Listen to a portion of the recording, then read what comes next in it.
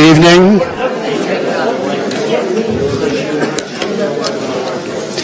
It's very exciting to come into the auditorium here and see the role of all the events that are taking place at the library. So, welcome on a warm spring day. Would we say that? Warm spring day? Yeah, so it's good. We had more than 12,000 people here over the weekend, so it's a sure sign that school vacations are upon us. So we're glad for that. My name is Kurt Viemrantz. I'm the president and CEO of George Washington's Mount Vernon. I want to welcome you all here this evening for the second installment of the Michelle Smith Lecture Series. I'd like to introduce, before we begin, I'd like to introduce three very special guests. We have here Clarice Smith. She and her husband Robert H. Smith endowed this lecture series. Clarice is with us this evening, and Michelle Smith, in whose name the lecture series is named, and also David Smith, who is a great friend of Mount Vernon and has been helping us out with some of the programs in the library. And I say this to everybody all the time on the estate. It would be impossible to walk around Mount Vernon without seeing the mark that the Smith family has made on this institution, and we are so grateful. It would,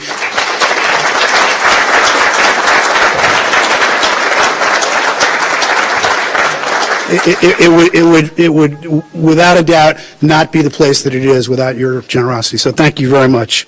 Tonight's speaker, Professor Lorri Glover, holds the John Francis Bannon Endowed Chair in the Department of History at St. Louis University. She holds a Bachelor of Science from the University of North Alabama, a Master's from Clemson University, and a PhD from the University of Kentucky. To introduce her, I thought I would go to her website on the St. Louis University page, and I am equipped to tell you about her in her very own words. Professor Glover is fascinated by early America, especially the social history of the colonies and the creation of the American nation. Within the general area of early America, she has ranged fairly broadly, publishing books on siblings, kinship in early South Carolina, masculinity and the New Republic, the colonization of Virginia and its sister settlement Bermuda, and death waves in the South. Her most recent book, Founders as Fathers, which is the subject of tonight's lecture, reveals the connections between revolutionary politics and family values in the lives of America's most prominent founders, including George Washington, the childless father of the country, and Patrick Henry, father of 16. Much of her work has emphasized the importance and complexity of families in early America. She is especially interested in uncovering ways in which family life and gender roles shaped and were shaped by politics. And I should also say that her earlier books include The Shipwreck That Saved Jamestown, The Sea Venture Castaways, and The Fate of America, which was co-authored with Daniel Blake Smith and published by Henry Hope Publishers in 2008, and Southern Sons, Becoming Men in the New Nation, published by the Johns Hopkins University Press in 2007. So we are really delighted to have you here, Lorri. Please give a warm Mount Vernon welcome to Lorri Glover.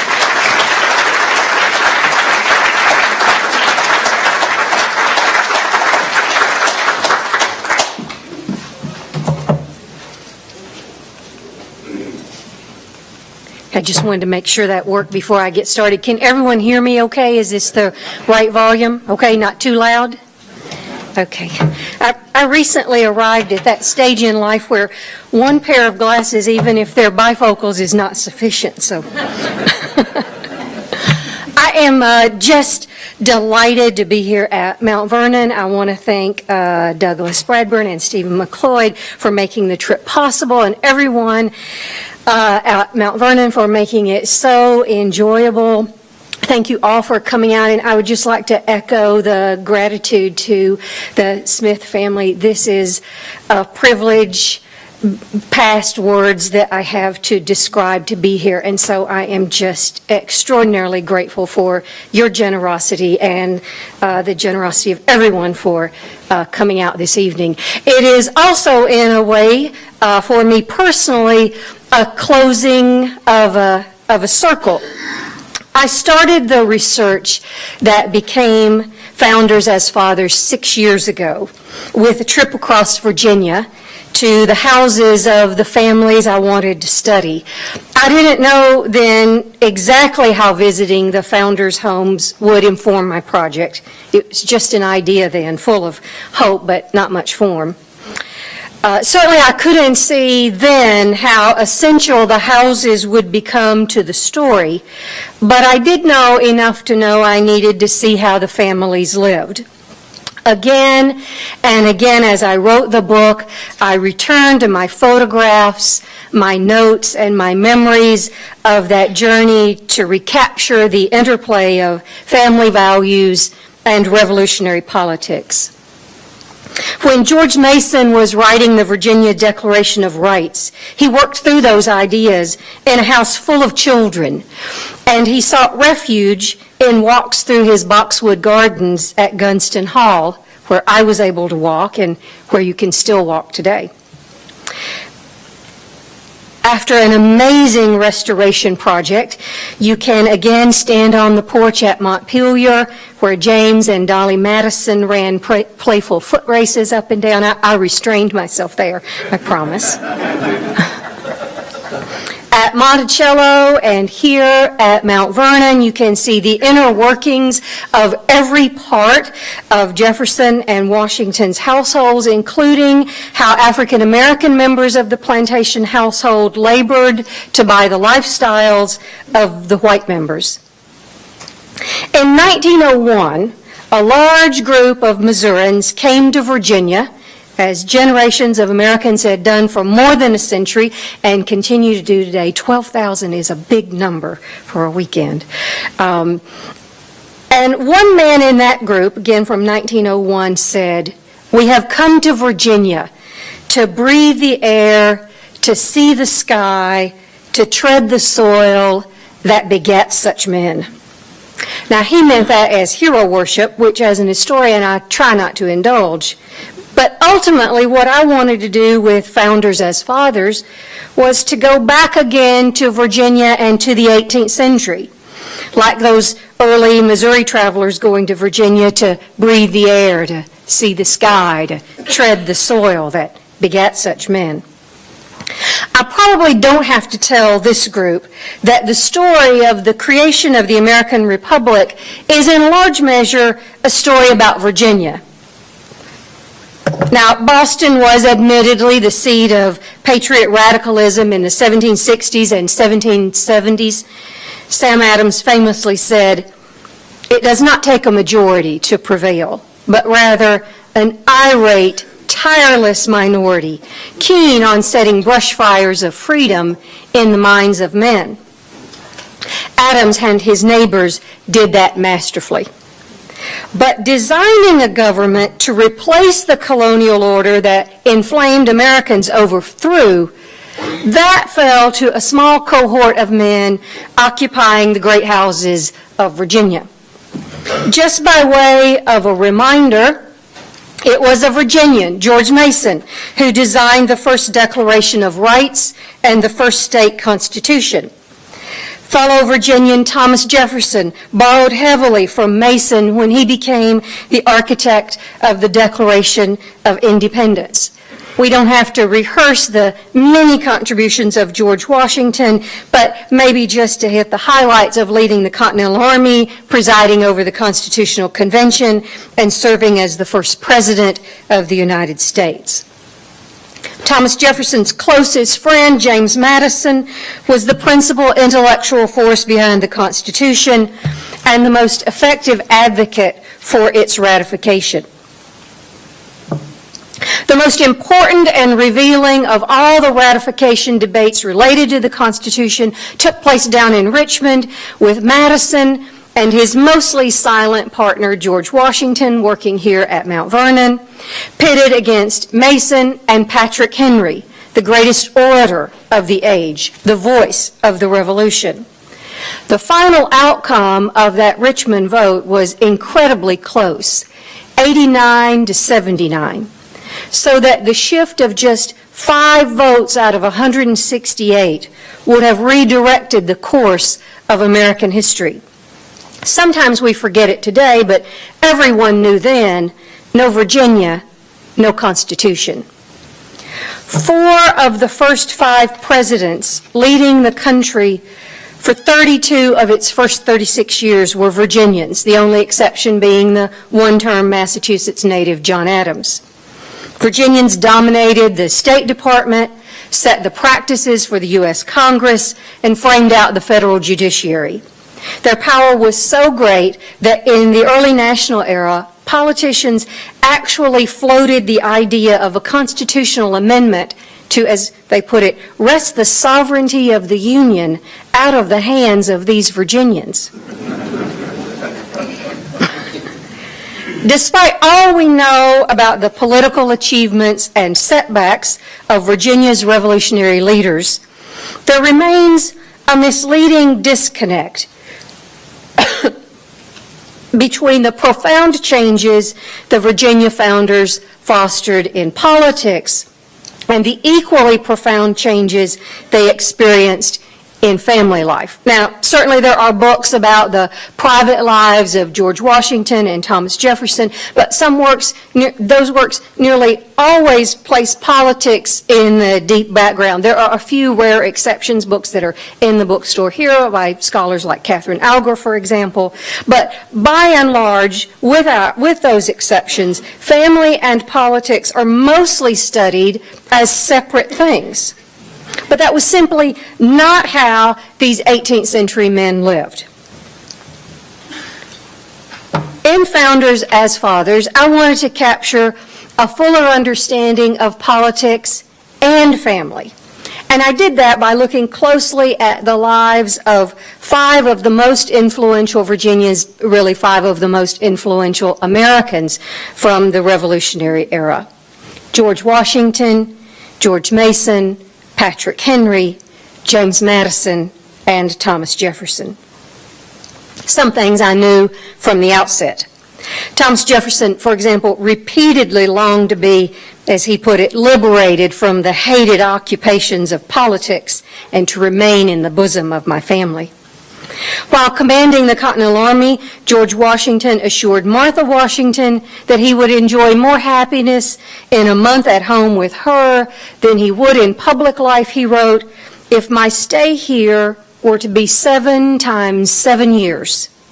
Well, maybe you'll say that's not terribly surprising, considering how unhappily the war was proceeding. As those quotations intimate, the very new and consuming politics of the American Revolution forced powerful men like these to make hard choices. Which of their long-standing duties would they honor? Leading their communities or protecting their families? In the Revolutionary Age, community got a lot bigger than anyone in North America had ever experienced or could have imagined just a few years before. Virginia's colonial elites had been long accustomed to fairly parochial lives. They ran their small corner of the British Empire with occasional brief trips down to Williamsburg to serve in the colonial legislature or for monthly court dates at the county seat. But that all suddenly gave way in the 1770s to a continental-wide political and then military cause. They didn't need to leave home for a few days or a few weeks, as they'd done in the past. Now they were gone for months, and in Washington's case, for years at a time, and hundreds of miles from home. And that change did not sit easy. Thomas Jefferson was desperate to get out of Philadelphia in the summer of 1776. He was chairing the committee charged with drafting the rationale for America's break with England. His wife Martha was staying with her half-sister and brother-in-law and was grievously ill during yet another dangerous pregnancy. On the 30th of June, with his committee's report due to the Continental Congress the next morning, Thomas wrote to the head of Virginia's provisional government, "The situation of my domestic affairs renders it indispensably necessary that I should solicit the substitution of some other person here."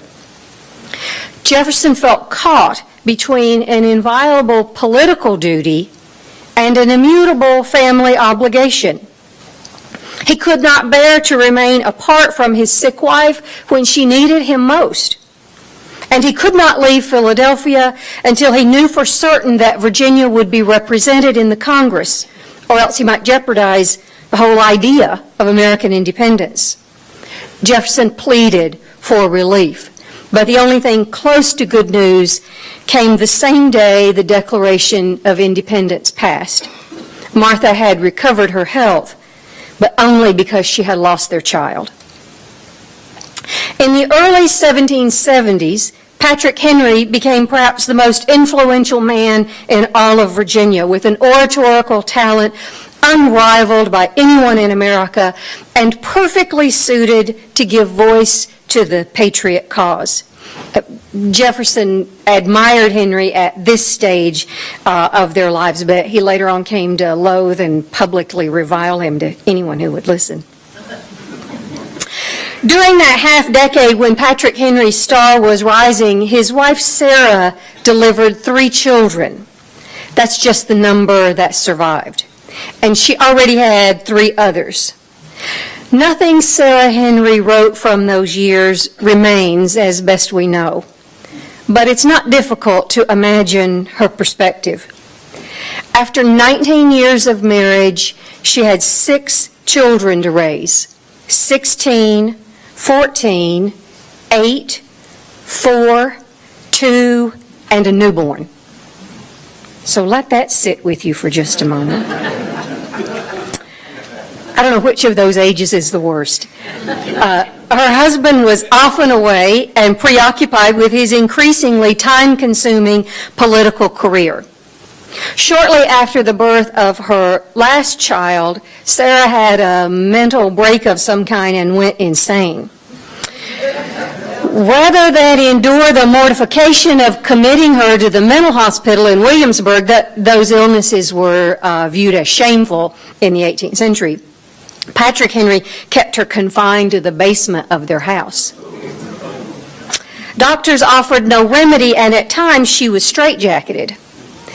She died, perhaps at her own hand, in February of 1775.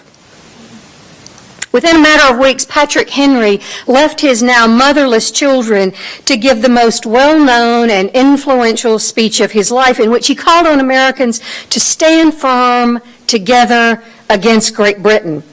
You can probably quote the most famous line by heart. I know not what course others may take, but as for me, give me liberty or give me death. The grieving widower started this celebrated speech trying to convince his audience to see the reality of the terrible situation before them. It is natural, he said, to indulge in the illusions of hope. We are apt to shut our eyes against a painful truth. But, he continued, there is no longer any room for hope. Perhaps we can catch glimpses of his grief over Sarah in that speech. Certainly, we see a whole new dimension to his sacrifices when we appreciate that he was a newly widowed single father to those 6 children. As Jefferson, Henry, and their cohort left their family for the battlefields and state houses and vice versa, they often remarked on the tension between civic duty and their domestic lives, with at various times one pulling them from the other. George Mason, for example, left the Chesapeake only once during the entire Revolutionary era and did much of his work from his parlor at Gunston Hall because he was a single widowed father to 9 children. Mason often declined office because he said, "Of the duty I owe to a poor little helpless family of orphans to whom I now must act the part of father and mother both." On the other hand, Thomas Jefferson, also a widower with 2 young children, when ambassador to France, said he felt sorry for his younger daughter Polly because she had, he recognized, and these are his words, a vagrant for a father. The deeper I studied, the more I saw not just these kinds of important, sometimes stirring, familial context to these men's careers, but larger connections between their domestic lives and their political views. Not for nothing, I realized, were they called founding fathers. The term is not mere alliteration or metaphor. It was no coincidence that in both their households and the public square, these men exercised independence and wanted to cast just the right kind of reputation. Nor was it an accident that racial power ran right to the core of both their Republican experiment and their plantation households. Rather, these founders and their descendants grappled with the often troubling ramifications of a transformation in values that reshaped families every bit as much as government. The erosion of deference, the creation of a meritocracy, the seductive and often chaotic power of independence and individualism. So this is the cover of the book. I suggested the painting of the Washington family because if you look at it close enough, long enough, it pretty well captures my understanding of the era and much of the argument in the book. The portrait was done during Washington's presidency by Edward Savage and became very popular. Though the folks at Mount Vernon and Washington scholars understand this very well, it's hard in our present age of cynical politics for most Americans to really appreciate the nearly universal renown and respect and trust that George Washington held in the 1770s and early 1790s. Because of his fame and because of the all-American story that the painting told, it was reproduced in various media from woodcuts to embroidery patterns and well into the 19th century. So when we look at the painting, there is the first impression of refined elegance, of leisure and ease, of family familiarity and love. But looking closer, it evokes political retirement. The great military hero willingly returned home to his family, laying down power in a way a king never would. Retiring was, in fact, a quintessential Republican value. Kings and aristocrats did not retire. George Washington was not retired either, which is the first hint of what the painting obscures. The composition clearly divides men from women, but they're also in a shared world. The context of the scene is proudly American, with the world before the young country 3 times, lest we miss it. The Potomac in the background, I believe it's the federal city design on the table, and the globe under the hand of Washington's heir, on whom Washington, tellingly, I think, is resting. And look closer still. It's instructive to think about this painting like some of our own family photographs, almost always filled with hugs and smiles. The record left in our pictures is of harmony, and everything else in our families is obscured. So what does this image disguise?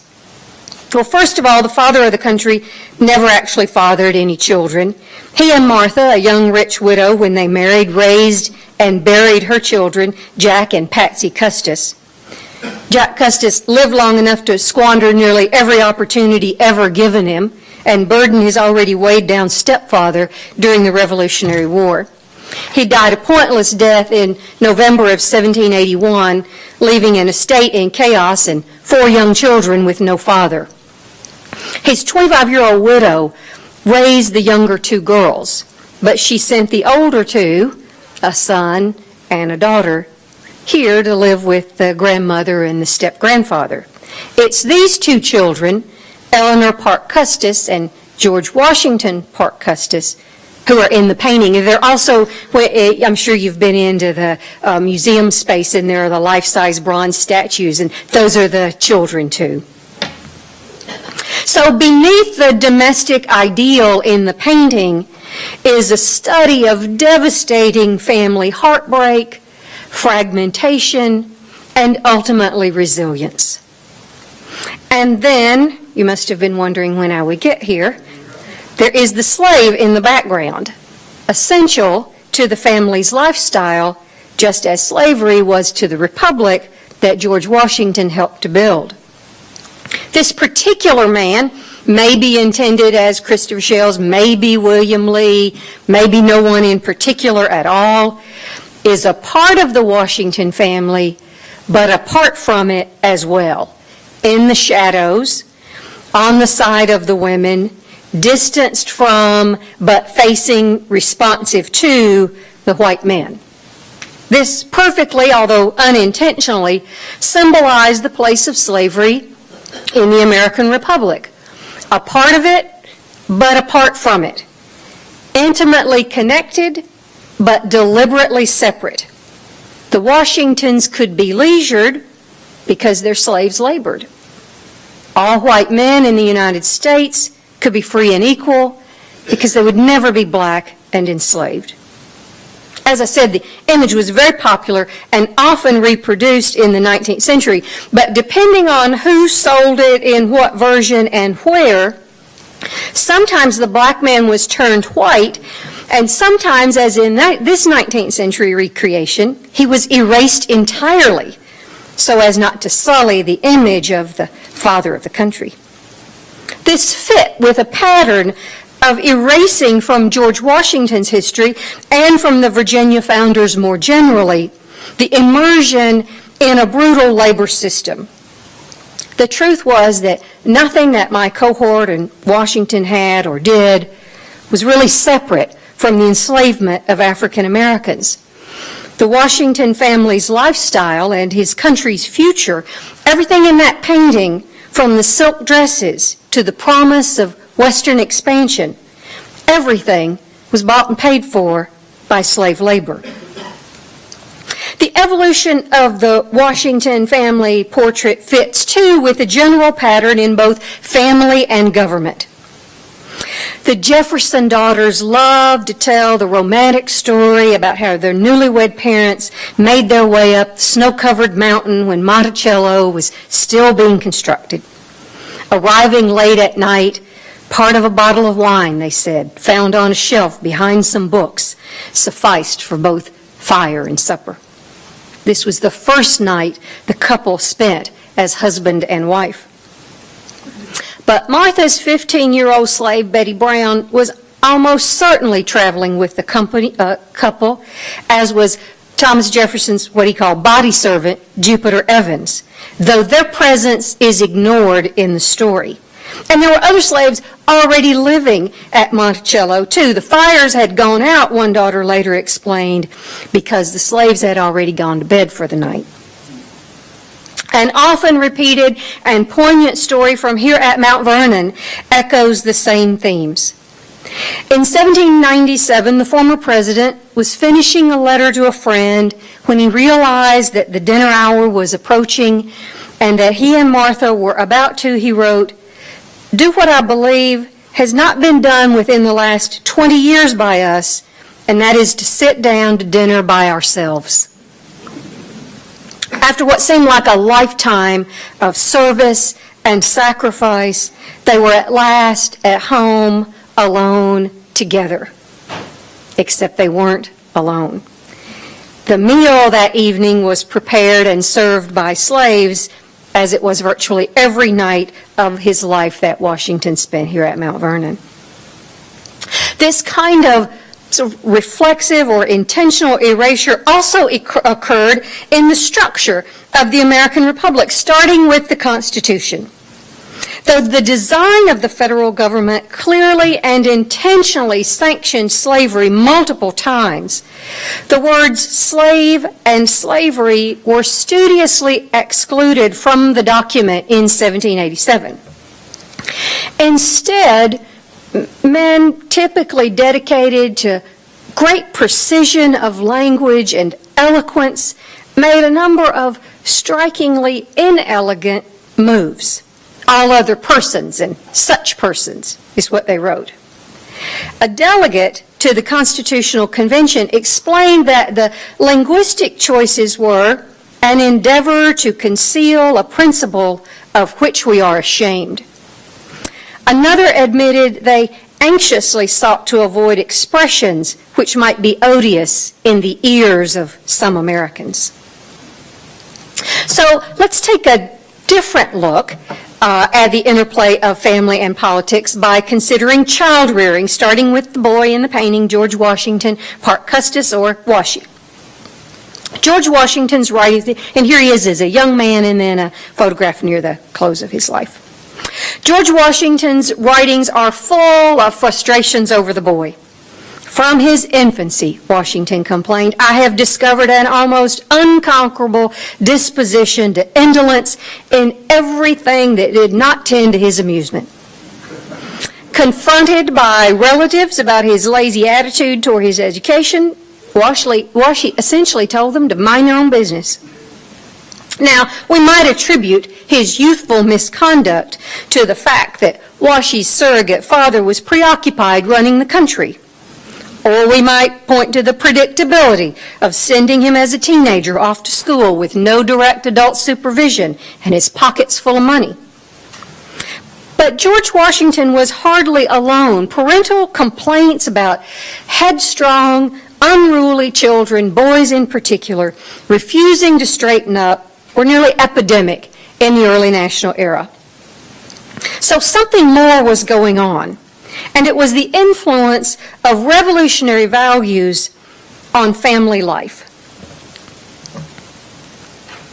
George Washington headed here at Mount Vernon at his encampments in the Revolutionary War and in the presidential mansions a large and fluid household of nieces and nephews, and he mentored many young kin and proteges. The consistent thread in his writing to all of them, regardless in many cases even of the gender of the person he's writing, was that how they decided to act in youth would determine their prospects throughout life.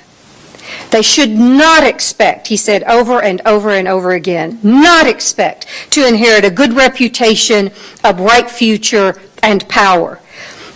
Those were colonial traditions that had been swept away by the Revolution. Now those things had to be earned by individual conduct and personal accomplishment.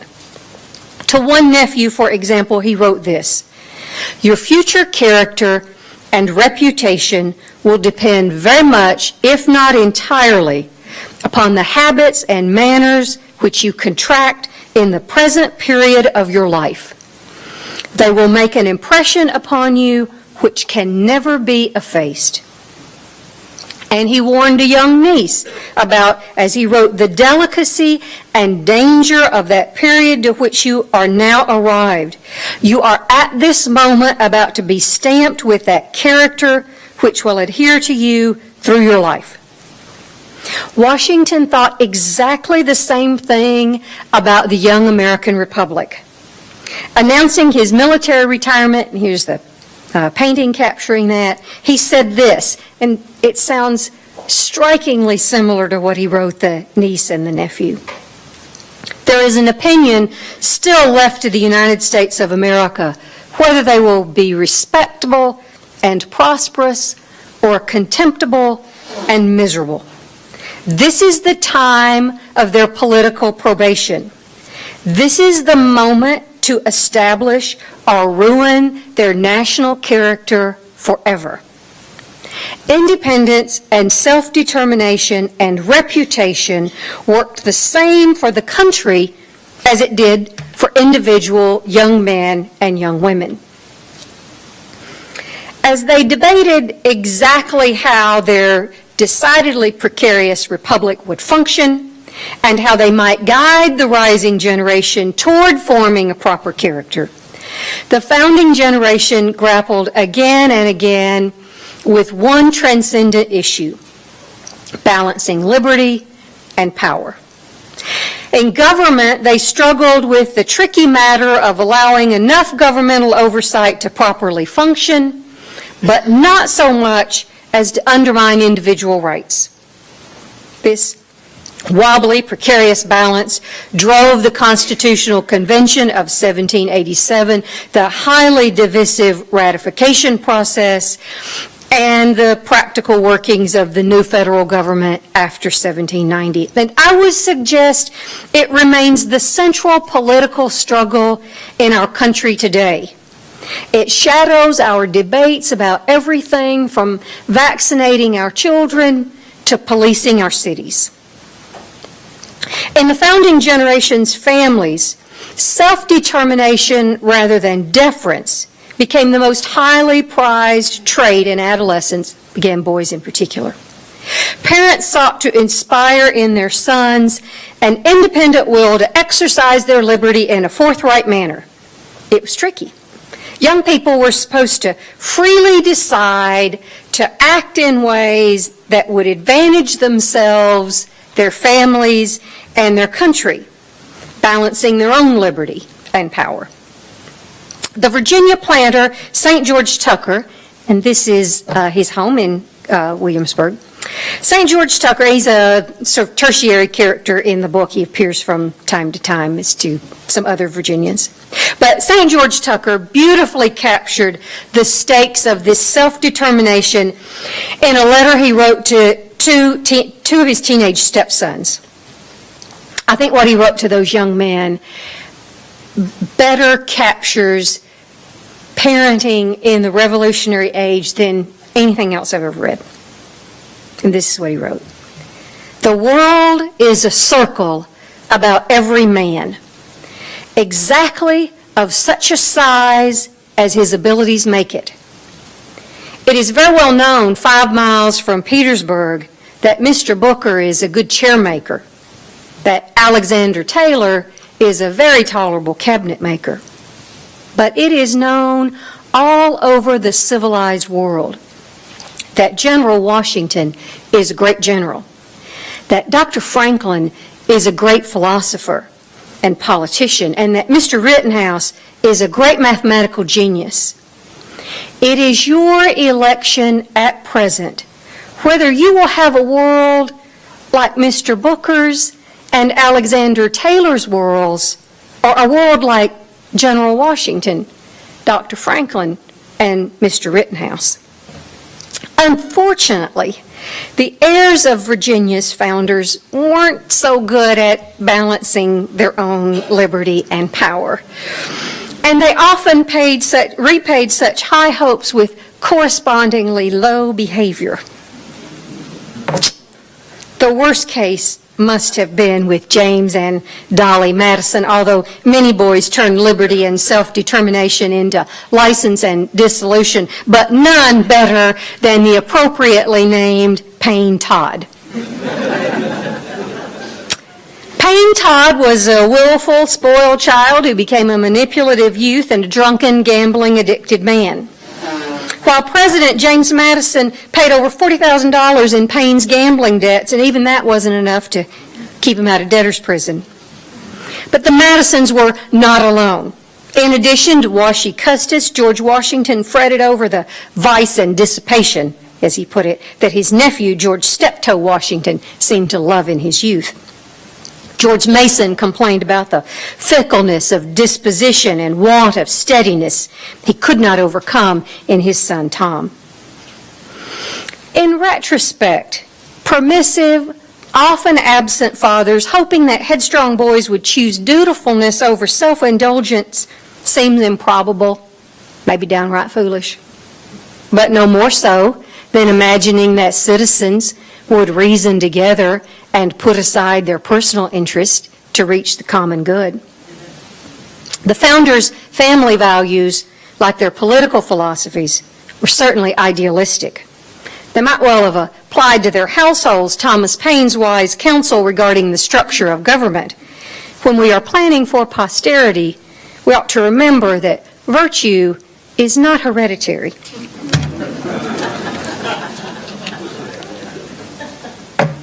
By the close of their lives, the founding generation thought their noble Republican experiment was being destroyed by the self-centered wastrels of the rising generation, Payne Todds of the world.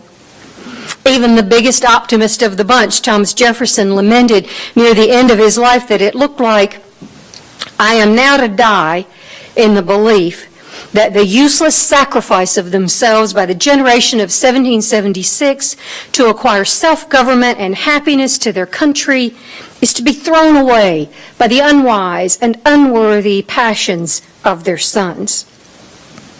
So my book is not a parenting guide. It does not answer that eternal question, what would the founders do? But it is also not an attempt to discredit the reputations of revolutionary leaders. There is, I believe, much to celebrate in the political achievements of the founders in general and these 5 men in particular.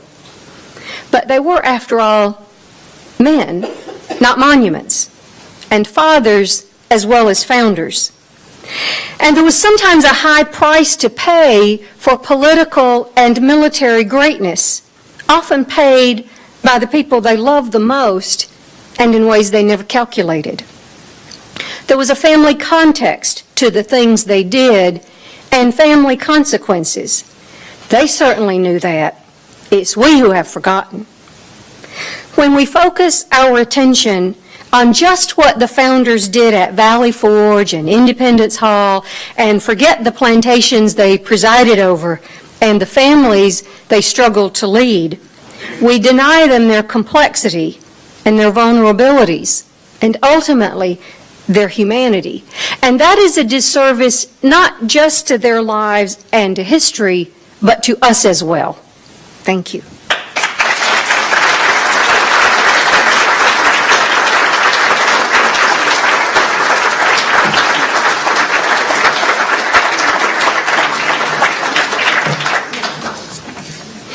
And I think we have some time for questions. Is that right? Or comments? I'd be happy to listen to comments or field questions. Yes, sir.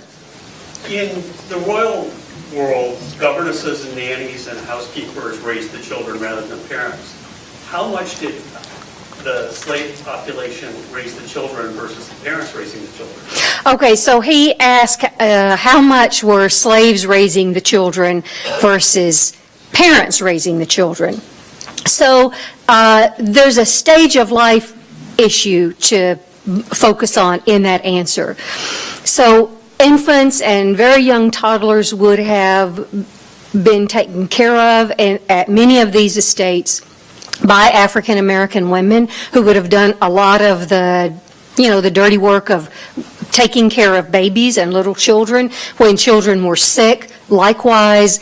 But once a child reached an age where they were going to be educated, either they're going to bring tutors in, which George Mason did, and Washington did from time to time, and certainly when they were going to send sons off to university, then there was very close and very direct parental involvement in the raising of them. So there's a difference between the physical care of very young children and the training of children and adolescents. That's a good question. Yes? In research on Jefferson's family, was there any source to the rumor that his wife made him promise not to marry on her deathbed? He asked if there's any evidence that Martha Jefferson asked Thomas Jefferson or coaxed him into never marrying again while she lay on her deathbed. So there's no written evidence of that, as best I know. But the people who have written about that marriage, and I guess Annette Gordon-Reed has written extensively about this in terms of thinking about the relationship later on that emerged with Sally Hemings. It makes sense that such a promise was extracted from him for a couple of reasons. The fact that he didn't marry again and was a highly eligible, he was young, he was successful, he was charming, he was rich and attractive and worldly, and so there would have been every incentive for a woman to be interested in him and getting married, and there would have been every incentive for him to marry and have a woman to take care of, a second wife to take care of his children. But there's a complication with marrying again and having a stepmother, especially one who might have other heirs. And if you think about Jefferson having at the time Martha Jefferson died, only daughters, then that gets thrown into high relief. And sometimes there were family struggles. I mean, Patrick Henry is a perfect example of this. He had those 6 children with Sarah, and then shortly after she died, he did marry a woman who was 1 year on either side of his oldest daughter, either a year younger or a year older. And they had 10 more children, I guess, who survived. Her name is Dorothea. And she had children that were the same age as the grandchildren, and then she extracted in the will promises just for her children. So there was the concern about what it would mean emotionally for the daughters. There was concern about what it might mean financially. And it makes sense to speculate that such a promise, for those reasons as well as his long-term conduct, it makes sense that such a promise was extracted. But there's no written evidence to verify that, as best I know. Yes, in the back. Since you're postulating that some of this aberrant behavior might be caused by absentee fathers, did Mason's children turn out to have a more constructive future than Madison's and Washington's? Well, I do think some of it is absenteeism, but I think a larger share of, well, maybe let me repeat the question she asked, which is if I'm speculating that absentee fathers are to explain the conduct of young people, then did parents who were more on the spot and more attentive, did they have more successful children? Mason in particular. So I do think absenteeism matters, but I think what matters much more are the lessons that were taught about self-determination. And Mason was more successful. He was older than some of the other people in the cohort. He had older children. But Mason, too, tried to teach his sons to make their own decisions, and he was willing to let them make very bad decisions in youth if they could learn from that and write their course.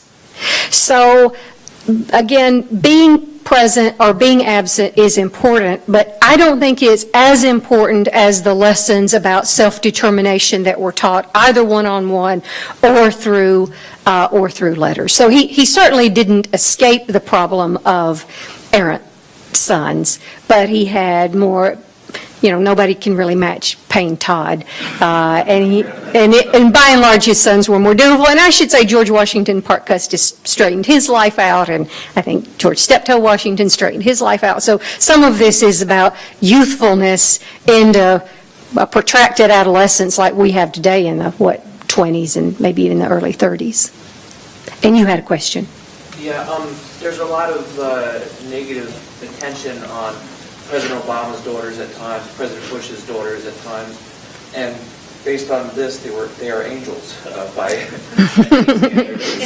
Yeah. They take a lot of heat in the old days with a lot of press accounts of Payne. There he is gambling again, or I'm sure he was probably not active on Twitter, but. So he asked, in light of the criticism that is sometimes leveled at the Obama daughters. I think the same thing happened with the Bush daughters during that presidency. Were the children scrutinized? And the answer is, as best I know, no, certainly not to that level.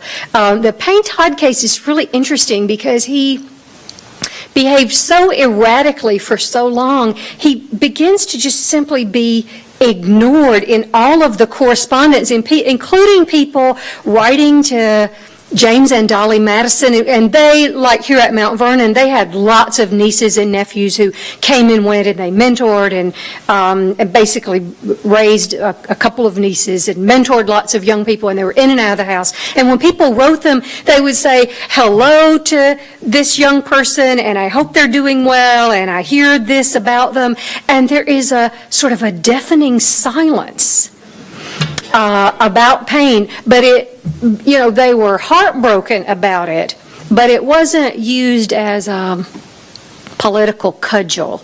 And a similar case, I I met today one of the fellows who's working here, and she's working on Alexander Hamilton. And, you know, when Hamilton had an extramarital affair, and he was accused as Secretary of Treasury of engaging in financial malfeasance. And he went to the newspapers and said, that is not what happened. What happened was I was having an affair with this woman, and her husband tried to extort money from me. So it was much less scandalous for him to publicly acknowledge an extramarital affair and an extortion plot than to be criticized for the way he handled the Treasury Department. Yeah. Yes. John Adams introduced his son to international affairs. Did other founding fathers bring their sons into that kind of prominent activity? Yes, he asked, John Adams introduced John Quincy into international affairs, and did other men do that as well? When I was starting to think about the book, I was going to do these men as well as Franklin and Alexander Hamilton and John Adams and maybe the Pinckney cousins from South Carolina, but I realized the situation in New York was so different from the situation in Boston and from Virginia that it was complicated to put all of that together, and ultimately I thought it was a Virginia-centered story, and Virginia is in a way the sixth character in the book. But in the course of doing some preliminary research about that, I did learn some things about the Adams family. You know, John and Abigail Adams had 3 sons. One was a perfect model of everything the founding generation hoped the rising generation would accomplish, and the other 2 were torturous disappointments and had all manner of financial and emotional difficulties that they faced. So they were selective in who they introduced. I mean, I think that's one reason why Washington cultivates all these protégés. I mean, he has a very father-son relationship with Lafayette. I think you're having later on, or have had already, the woman who's written a new biography about Lafayette. But, you know, they picked people, they picked young men who they thought were the heirs and treated them as sons. The other member of the founding generation who introduced around in foreign circles a direct heir was Benjamin Franklin. Of course, he was estranged from his son, the product, he said, of intrigues with low women that fell my way. We don't know who he wrote that. So we don't, you know, he had this out-of-wedlock child, William, and then became permanently estranged from him when William remained a loyalist, and then William fathered an out-of-wedlock child that Benjamin Franklin took with him abroad and introduced around and cultivated a close relationship with. So there was, you know, the hope and expectation of that they would see in their own parlors and their own households men worthy of taking the reins of the republic in the next generation. But failing that, they were very vigilant about cultivating young men of that generation with whom they had distant family connections or even friendships. Thank you. Yes. But you're ignoring mothers who might not have allowed their stepfathers to discipline their children. Well, that's a very good point. He said, I'm ignoring the mothers who might not have let the stepfathers discipline their children. You know, George Washington was very loath to get too involved with Jack Custis. And he wrote from time to time about how he wanted him to stay in school. He didn't want him to sell this land, but there wasn't really much he could do because he was, you know, outside the family line and outside of control of the estate. And, you know, one of the things that I learned in the book, or that developed in the course of writing the book, was a deep admiration. I mean, you're not supposed to get too moony over your subjects, but I really did develop a deep admiration for Martha Washington. And so when I thought about that, I tried to think about what it would be like to have those 2 children and the daughter dies and you've got only one child left, and how difficult that might be to make hard choices about how to get him on the right path. And a similar thing, I think, is the case with Dolly Madison, because she had 2 children, I believe, and one died. I want to say it was the same month that her first husband died of when yellow fever hit Philadelphia in the 94 maybe. And so she was left with Payne Todd, and there's James Madison sort of on the outside as well. So again, I think that's connected to the woman's question in the back about absentee fathers, but I would still argue that the overriding factor was the ethic of child rearing, and that children should learn how to make their own decisions, and boys should exercise from a young age autonomy, because that will be required of them in leadership of the American Republic. So they needed to be tested, and some failed the test. One more question. Okay, Yeah. perfect, because I want to get off topic. Okay. Good, because I was going pretty good, but Because I've always wondered this, and you flashed a picture of him up there. It was my understanding that Patrick Henry did not have anything to do with the Constitution. I'm asking why. Okay, he asked... Topic of fathers and sons and daughters. I can answer this one. He asked why Patrick Henry wanted nothing to do with the Constitution. So the project I'm working on now is actually about the ratification debate in Virginia, which I think is fascinating. And there is a 3-volume set of all of the debates in the newspapers before the ratification convention in Richmond, and then as complete a real-time transcript of what went on in the Richmond debates as exists for any of the ratification conventions anywhere in the country. So Henry was deeply concerned about the creation of a distant, centralized power with one leader who had authority over a standing army, that had the ability to tax, and it was undermining of the sovereignty of the state of Virginia.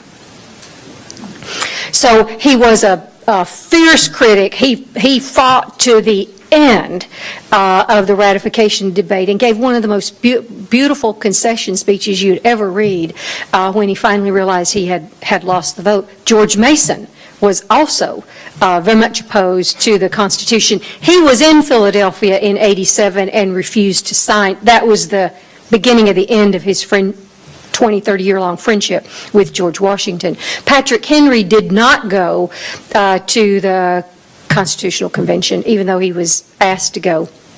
And I think a good measure of Henry's views about the importance of the sovereignty of the state of Virginia and his concerns about ceding economic power to the central government was rooted in his family life. He had lots of children to provide for, and his focus throughout his life, he was not a rich man. He was more self-made than anybody else that I've talked about. He made a living as a lawyer, and he had lots of children to provide for, daughters to make marriageable and sons to endow with land. And that was his focus. That was his life, on acquiring land and political power in Virginia. And he was very reluctant to cede that. Although, James Monroe voted against ratification of the Constitution. Many of the leading Virginians were opposed to the Constitution. It was the most evenly divided of all of the states. In some states, the elites were lined up in support of the Constitution, and the middling rank men were opposed to it, but not in Virginia. So the heart of his opposition was about his deep commitment to Virginia, which I think was rooted in his deep commitment to his family and his life here, and his worry about their future here in Virginia. I think that's it. Thank you.